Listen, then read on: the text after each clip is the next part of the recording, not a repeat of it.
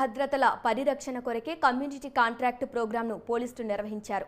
ఆయా గ్రామాల్లో ఈ ప్రోగ్రాం ద్వారా ప్రజల రక్షణ, భద్రతా భావం, సెన్స్ ఆఫ్ సెక్యూరిటీ కల్పించడంపై అవగాహన కల్పించారు. ఈ సందర్భంగా ప్రజల సమస్యలు నేరుగా తెలుసుకునే అవకాశం ఉంటుందని పోలీసులు అన్నారు. ఎవరైనా కొత్త వ్యక్తులు గాని, నేరస్తులు గాని గ్రామంలోకి వచ్చి షెల్టర్ తీసుకుంటున్నారా అనే విషయం కూడా తెలుస్తుంది. సైబర్ నేరాల పట్ల ప్రజలు అప్రమత్తంగా ఉండాలని పోలీసులు సూచించారు.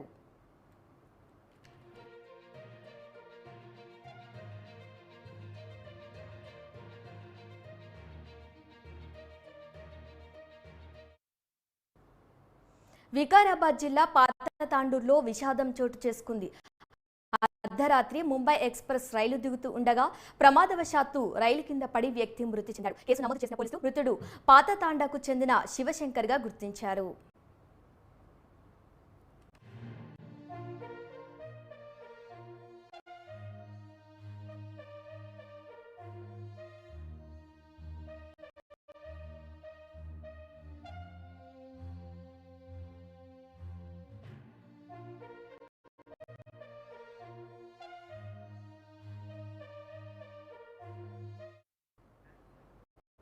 హైదరాబాద్ నగర శివార్లలో మరోసారి భారీగా డ్రగ్స్ పట్టుకున్నారు డ్రగ్ కంట్రోల్ అధికారులు.